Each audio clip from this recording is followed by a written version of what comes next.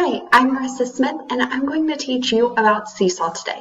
Seesaw is a great online tool where students have a virtual notebook, and this can be separated by classes, subjects, and students can have logins, which makes it really great for virtual, hybrid, or in-person learning. So, when you go to the website, seesaw.com, and they'll automatically change to web.seesaw.me. You click sign up free and they'll allow you to sign in as a student or a teacher or even a family member. Once you sign in and create an account, your journal will look like this. So you can separate different classes. I currently have 2 classes, so you can see this is my sample class. What's really great about Seesaw is that you can post assignments to specific students or the whole class. You just press add, assign activity, and then you get to create activities as you go. So you can create new activities and you can add directions, audio directions. You can post assignments and templates that students can edit, as well as teacher examples. So I have an audio recording on this one. It's super easy to make an assignment. And then you just assign by pressing the green button. And you can choose to assign it to certain classes, in certain folders for different classes, skills if you have the Pro account. If not, just assigning it to specific students works great. When you assign it to a class, it'll show up on their main page, and then the students will be able to access it when they sign in.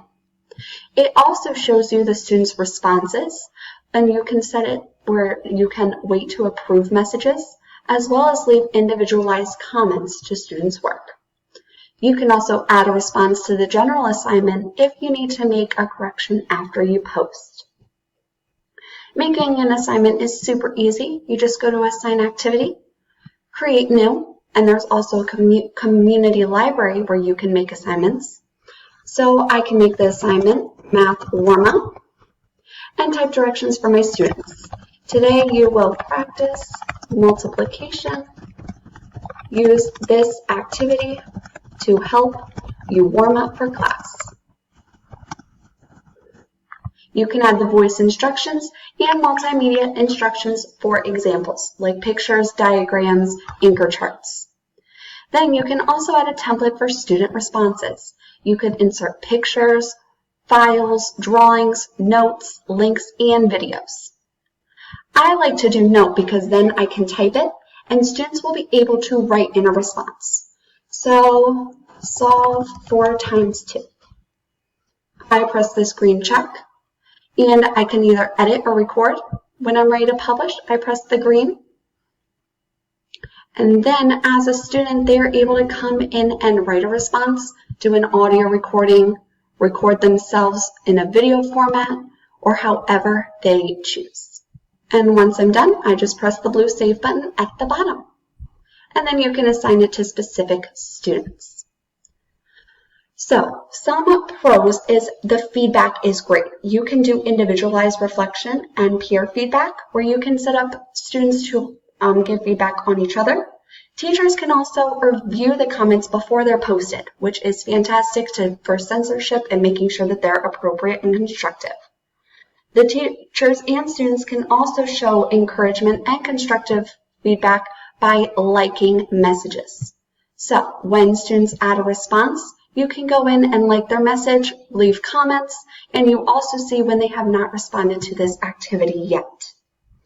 Assignments and assessments also have some things that can be helpful. There's private settings like giving direct feedback to students, and you can push assignments to just specific students.